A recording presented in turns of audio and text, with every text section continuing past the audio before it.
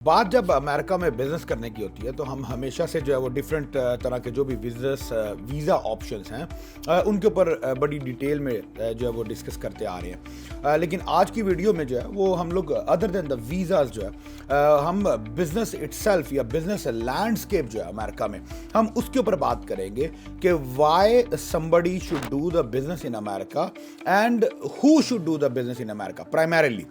ठीक है, तो हमें ये जानना बड़ा ज़रूरी है कि अमेरिका का जो बिजनेस लैंडस्केप है वो कितना बड़ा है और वो कैसे फैसिलिटेट कर सकता है for new investors and as well as existing businesses, जो एग्जिस्टिंग एंटरप्रेन्योर्स हैं जो अपने बिजनेसेस को एक्सपैंड करना चाहते हैं। So stay tuned till the end of this video to understand the business landscape and business opportunities in America. For those who are new to my channel, let me introduce myself. My name is Raheel Sheikh. I am a business consultant based in Virginia, USA.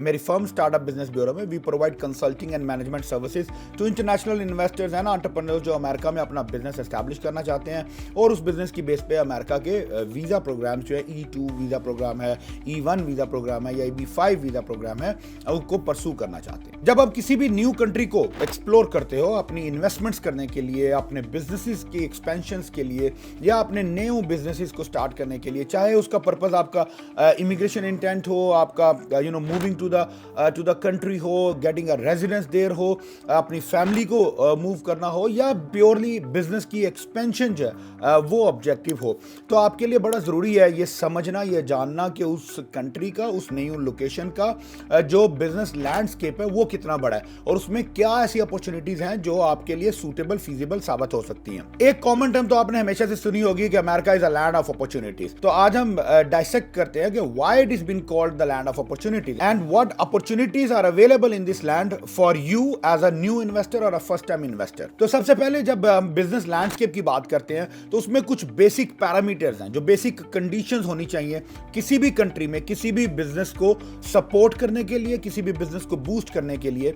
उनमें से जो number 1 है वो of course आपकी political stability है, वो आपकी security point of view है कि आपका जो लॉ एंड ऑर्डर है, जो अदलिया का निजाम है वो कितना सिक्योर है उस कंट्री के अंदर और पॉलिटिकली जो है वो कंट्री कितनी स्टेबल है। सो इस पर्सपेक्टिव में of course US takes the leads कि when it comes to the law and order. Of course there are a lot of crimes there but still in general, in a broader perspective, still you feel very safe and secure when it comes to the protection of your investments, when it comes to the protection of your business and the business assets. तो जो overall एक ecosystem developed है वो आपकी protection के लिए, आपके business को सपोर्ट करने के लिए बहुत यूजफुल है। सेकंड जो आपको एस्पेक्ट स्टडी करना है किसी भी न्यू बिजनेस को, न्यू जगह को एक्सप्लोर करते हुए, वो है कि बिजनेस की मार्केट साइज, जो आपका बिजनेस जिस भी कैटेगरी में है, आपका जो बिजनेस का लैंडस्केप है, बिजनेस की जो मार्केट साइज है वो कितना बड़ा है। तो of course this is again an open secret, everybody knows about it कि US is the world's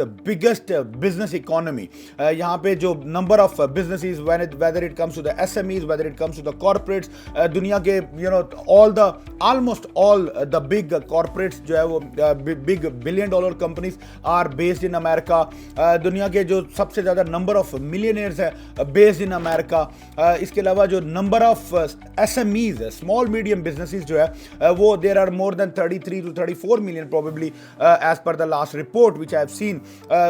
businesses are available in America, which is one of the biggest landscape of any small business or a small and medium sized businesses in the world। तो जो business market size है that is huge, it's a highly populated, it's a dense populated country. इसका मतलब है कि जहाँ पे population ज़्यादा होगी और बिजनेस की अपॉर्चुनिटी ज़्यादा होंगी, वहाँ पे आपके लिए एज अ न्यू इन्वेस्टर जो है वो ग्रेट बिजनेस पोटेंशियल जो है वो मौजूद होगा। थर्ड जो एक इंपॉर्टेंट फैक्टर बीच में काउंट होता है वो है buying power, the capacity, buying capacity of the resident and individuals. ये बड़ा इंपॉर्टेंट फैक्टर है specially for a new businesses, ताकि आपको ये पता हो कि आप जो भी बिजनेस है, चाहे वो प्रोडक्ट्स हैं, सर्विसेज हैं, आप स्टार्ट करने जा रहे हो, तो उस बिजनेस की जो बाइंग पावर है आपके टारगेट ऑडियंस के पास वो मौजूद होनी चाहिए। यानी ऑडियंस, आपका कस्टमर्स, आपका पोटेंशियल कस्टमर्स जो है उनके पास आपकी प्रोडक्ट या सर्विसेज को अवेल करने की कैपेसिटी, फाइनेंशियल मसल जो है वो मौजूद हो। तो again the beauty in America is, यहाँ का जो इकोसिस्टम है वो इस तरीके से काम करता है कि यहाँ पे लोअर से लोअर क्लास तबका जो है उसके पास भी एटलीस्ट इतनी बाइंग पावर होती है कि वो अपनी बेसिक नेसेसिटीज़ के लिए जो है वो आपके बिजनेस के साथ जो है वो डील कर सके, ट्रांजेक्शन्स कर सके। जैसे आप कोई ग्रोसरीज कर रहे हो तो वो बाइंग पावर्स मौजूद है, आप कोई सर्विसेज के बिजनेस बना रहे हो तो उनके पास बाइंग पावर मौजूद है। अब इसका यह मतलब नहीं है कि पूरा अमेरिका ही बड़ा अमीर है। Of course there are people below the poverty line, but we are talking about in general कि जहां पे जिस टारगेट ऑडियंस को आप अपना जो है वो सेलेक्ट करोगे, जिस अपनी बिजनेस प्रेमिसेस को, बिजनेस लोकेशंस को, टेरिटरी को आप चूज करोगे, तो you have the areas, you have the territories available जहां पे एक अच्छी बाइंग पावर जो है बिजनेस की वो मौजूद होगी। अच्छा, इसके साथ साथ स्पेशली वो इन्वेस्टर्स और एंटरप्रेन्योर्स जो इंटरनेशनल माइग्रेशन करके आ रहे हैं, जैसे मेरे क्लाइंट्स हैं, मेरा टारगेट ऑडियंस है जो बाहर से, फॉरेन से, आउटसाइड ऑफ यूएसए में, different parts of the world में, कनाडा में है, यूके में है, ऑस्ट्रेलिया में है, मिडिल ईस्ट में है, पाकिस्तान में है, जहां पे आप अपने बिजनेसेस कर रहे हैं या जॉब्स कर रहे हैं, वहां से जब आप मूव करके आते हो तो आपके लिए बड़ा इंपॉर्टेंट, बड़ा क्रिटिकल एस्पेक्ट जो है वो ये है कि country should provide you the clear, very transparent rules and very clear and ease of doing business opportunities. तो यानी मतलब ये है कि यहाँ पे जो ईज ऑफ डूइंग बिजनेस है, कोई भी नया इन्वेस्टर, नया बिजनेसमैन जब आता है मार्केट में, चाहे वो लोकल है चाहे वो इंटरनेशनल है, तो बड़े डिफाइंड रूल्स हैं, बड़े सेट पैरामीटर्स हैं, बड़ी क्लियर गाइडलाइंस हैं, इंस्ट्रक्शंस हैं जिनको आपको फॉलो करना है, and you just simply get plugged into the system.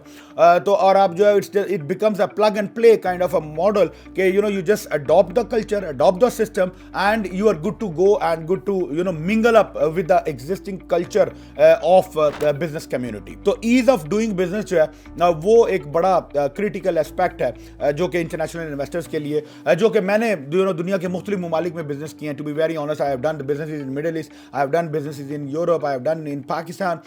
I have not seen this much of transparency, this much of clarity, and this much of ease of processes and procedures of doing a business in any other part of the world. And that ease of business जो है that brings the next business growth opportunities, जिसकी वजह से जब आपके पास एक every चाहे वो 20 साल पुराना बिजनेसमैन है या एक न्यू एंट्री जो है वो मार्केट में आ रही है, everybody follows the same rules, everybody के लिए रूल्स एंड रेगुलेशन सेम है, प्रोसीजर्स एंड प्रोटोकॉल सेम है, everybody have the equal opportunities, and that's exactly what the mean of an American dream is. कि American dream means that there are access of equal opportunities for every single individual.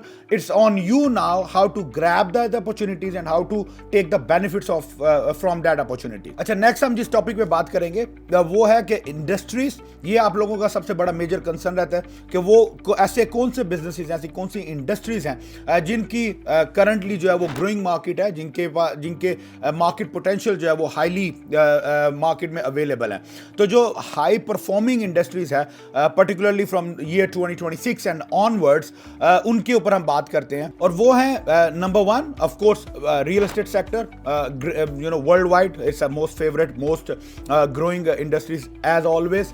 Real estate sector में आप बहुत सारे काम कर सकते हैं. Real estate sector में आप डिफरेंट इंडस्ट्रीज को जो है वो कैटर कर सकते हैं. That's a growing industry.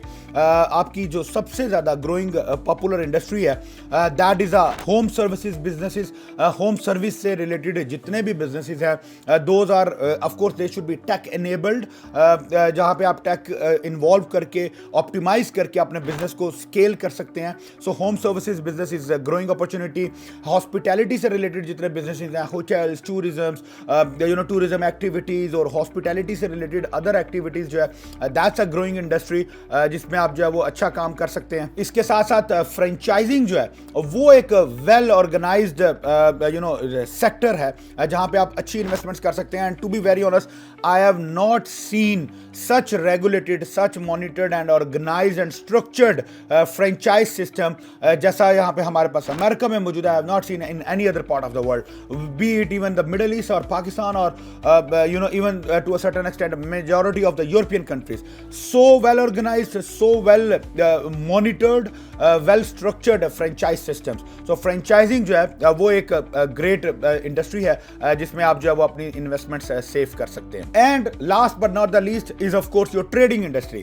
कि ट्रेडिंग में आप किसी भी, चाहे अमेरिका से आप इंपोर्ट के साथ इन्वॉल्व हैं या अमेरिका से एक्सपोर्ट्स के उसके साथ इन्वॉल्व हैं, बोथ इंपोर्ट्स एंड एक्सपोर्ट्स के जो ट्रेडिंग बिजनेसेस हैं या जो local wholesale and retail distributions है या even for a matter of fact online trading यानी ई कॉमर्स के जो बिजनेसेस हैं, those are one of the fastest growing industries in America. अब इसके साथ जो हम नेक्स्ट जिस चीज के ऊपर बात करेंगे वो भी बहुत क्रिटिकल एलिमेंट है और वो ये है कि why after all of these parameters जो मैंने आपको क्राइटेरियाज डिफाइन किए हैं, why somebody should still consider for expanding their business if they are doing good in their existing hometowns. ठीक है, यानी अगर आपका एग्जिस्टिंग बिजनेस किसी भी आप कहीं पे भी काम कर रहे हैं अच्छा चल रहा है, why you should still consider America as your next business destination. The only and the main fundamental reason is that is the access to the financial market and financial and corporate credibility which you get by doing the business in America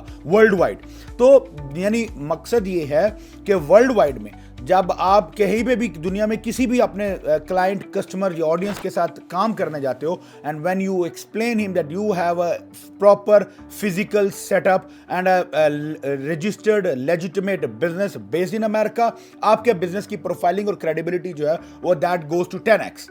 And at the same time, once you establish your profiling here and if you establish properly and accurately, आपके पास जो financial market की access आती है, which means कि आपके पास world wide banking systems, world wide transactions, आप दुनिया में कहीं से भी पेमेंट्स ले सकते हो, भेज सकते हो, मर्चेंट अकाउंट्स, गेटवेज, आपके पास जो है वो business credits, business financing, loans, any wallet, any digital wallets, आप क्रिप्टो में डील कर रहे हो, आप फॉरेक्स में डील कर रहे हो, आप किसी भी मीडियम के थ्रू जो है वो अपने क्लाइंट्स को फैसिलिटेट कर सकते हो पेमेंट्स ट्रांजैक्शंस के थ्रू। तो बेसिकली आपके पास जो फाइनेंशियल मार्केट की एक्सेस है and that is available for every single and every common person living in America as long as you know the system and you know how to avail those opportunities. तो आपके पास जो financial market की access है that's a great and a very clear opportunity for anybody to consider America as there next business destination. So if those are the concerns which you have when selecting the next business destination, यानी आप अपने business की growth चाहते हैं, आपको एक stable market चाहिए, आपको फाइनेंशियल एक्सेस चाहिए, आपको clear and ease of doing business rules and regulations चाहिए, then America should be your next business destination, next investment destination. और अगर अमेरिका में आप बिजनेस करना चाहते हैं और आपको इसके बारे में मजीद कोई भी डिस्कशंस हैं, कोई क्वेश्चंस हैं, कोई कंसर्न्स हैं कि अमेरिका में बिजनेस कैसे होगा, इन्वेस्टमेंट की सेफ्टी कैसे होगी, कि यहाँ पे किस तरह की इन्वेस्टमेंट करके आपको कौन सा जो वीजा कैटेगरी है वो मिलेगा जिसकी बेस पे आप जो है वो अमेरिका में मूव कर सके, then startup business bureau can help you in selecting the right business, in making your right investment and selecting of the right visa opportunity for you. So if you still have any concerns, any questions, feel free to reach out to me. Me and my team would be happy to address all of your concerns. Thank you so much. Assalamu alaikum.